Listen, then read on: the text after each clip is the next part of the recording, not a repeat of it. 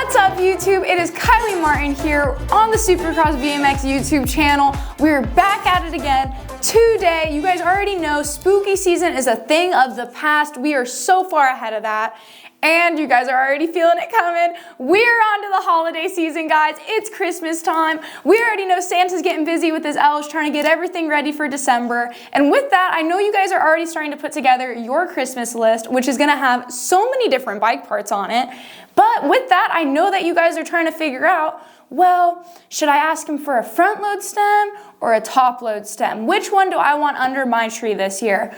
Well, thanks to this video today, we're gonna be going over the differences between a top load stem and a front load stem, because if you're anything like me, you thought that they were the same and it was just a difference of a name.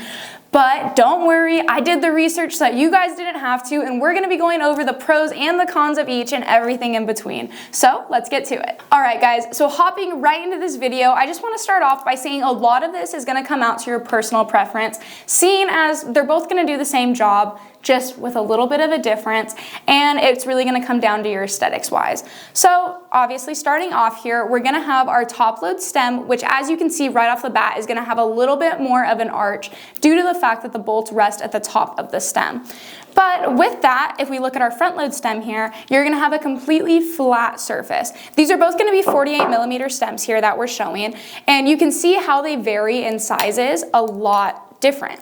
So as you can see, the top load stem is gonna be a little bit bulkier, a little bit more looking heavy duty, whereas opposed to the front load stem, you're gonna have it just slim, petite, very demure, all of that good stuff. But now focusing in a little bit closer on our top load stem, if you're a taller rider and you need to have more reach on your bars, then this is gonna be a very great option for you, just because of the fact that with the bars resting directly on top of the stem here, you're gonna add some extra height to your bars, which is gonna also in turn give you better reach and give you more space on the bike to maneuver it. But that can come with its downfalls, seeing as you're not as close to the bike and you can limit your control a little bit more. But like I said, if you're taller, this could be a very good option for you. Whereas if we're looking at our front load stem here, you're gonna be brought a lot closer to the bike due to the fact that it's only changing your height by a couple of millimeters here. It's really not gonna be that big of a difference. Your spacers are probably gonna give you a lot more of a change than this stem would, opposed to going all the way to a top load stem. But if you're a shorter or more average height rider, this is gonna be a better option for you because you're gonna be closer to the bike, you have to reach less, and you're gonna have more control over the bike overall, which is why a lot of freestylers, if you notice, will run a front load stem because it gives them more of an option if they want to do the X-ups and they want to do the tail whips, things like that. They have the control and they're closer to the bike, which makes it easier to manage.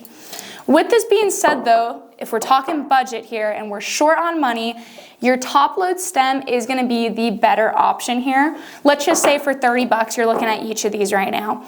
Your top load stem is gonna be a lot more durable because of the fact that the stem itself is gonna be what's taking all of the impact, opposed to a front load stem where your bolts are gonna be taking the impact right here. Because these we're gonna take apart and your bar is gonna rest right in between there, right?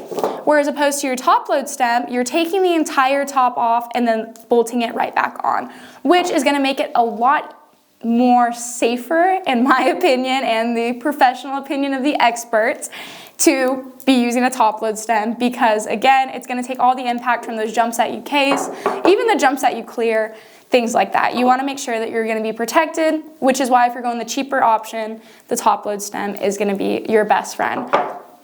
But since you guys are probably getting your parts from Supercross and Speedline, you don't need to worry about that. Both of these are gonna keep you protected and safe, so you can put your mind at ease right away because you'd already know that you're buying from some of the best of the best. All right, guys, I know that this video was super short, but it was super sweet. We fit in so much information on the difference between a top load versus a front load. We really hope that you guys took something away from today's video. Make sure to like, subscribe, share, all that good stuff, and comment down below what more content that you want to see or how we can even make our content better. Thank you guys all for sticking around again, and we will catch you guys on the next video.